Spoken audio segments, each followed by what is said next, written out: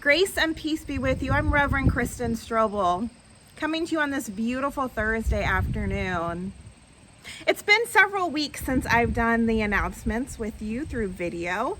I've been away on vacation, and I give thanks for Sabbath and vacation time and hope that you are finding ways to rest in the midst of this pandemic, in the midst of these strange, difficult days.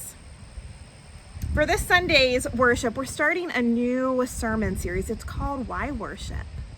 And by exploring the different parts of worship, we are going to look at what we do and why it matters. Why does it matter that we continue to worship every week, even when we can't physically gather together? Sunday's sermon is going to focus on the announcements of all things. And this might not feel like part of the liturgy to you, but almost every worship service has announcements, and they matter. So join us from your homes, either live at 10 a.m. on Facebook or YouTube, or anytime throughout the week. The worship video stays up.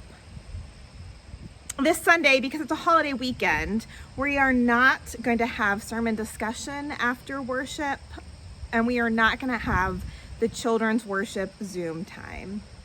We will, though, still have our virtual coffee hour check-in time right after our video finishes premiering, or at 11 o'clock. So join us for that. Throughout this new worship series, I'm going to be asking you for videos every week, so be prepared.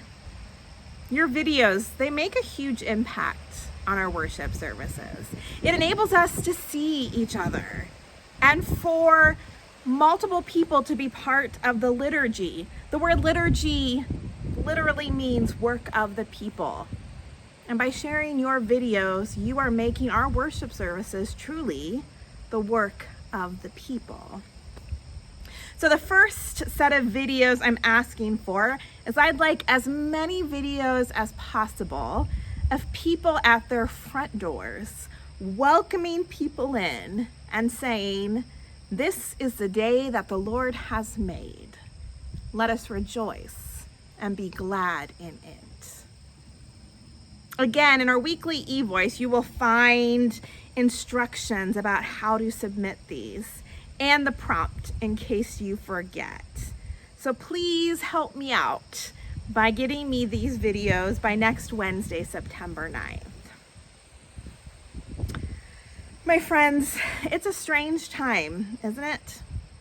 Normally, as a church, we would be gearing up for a busy schedule of fall activities. We'd be prepping for social gatherings and classes and opportunities to serve.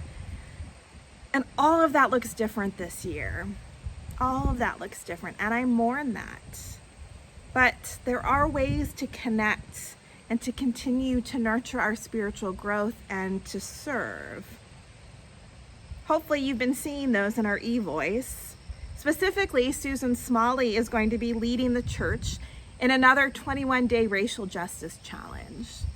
We did one in July, but we know summer's often a busy time and a time where we're stepping back. So we're going to do it again.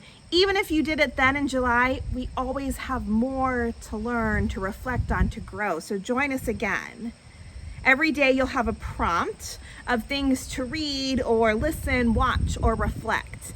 And most of those only take 15 minutes. So it's not a huge commitment. We are then going to have 3 opportunities for in-person discussion that will take place outside on the church grounds. And you can find more information and the signups in our weekly e-voice.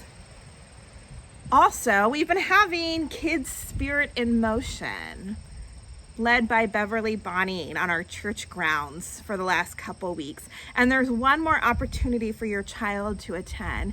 They've just been fun, socially distant time for physical activity. So you are invited to that. And in the midst of these days, we as a church have been experiencing much grief. We grieve the loss of members of our community. And this grief is so much harder when we can't gather together. We grieve the loss of Darlene Bullerdick, who joined the church triumphant. Right now, the family is planning on waiting until we return to the church building for a service. We have folks in our community right now who are grieving the loss of family members and friends. We are grieving that our kids can't return to their classrooms. So keep holding on to each other, keep holding each other close. And let us lift up our prayers to the one who came, who experienced loss and grief, death and tears, so that we might experience resurrection. And may God's peace hold you close today and always. I miss you, my friends, and I'll see you on Sunday.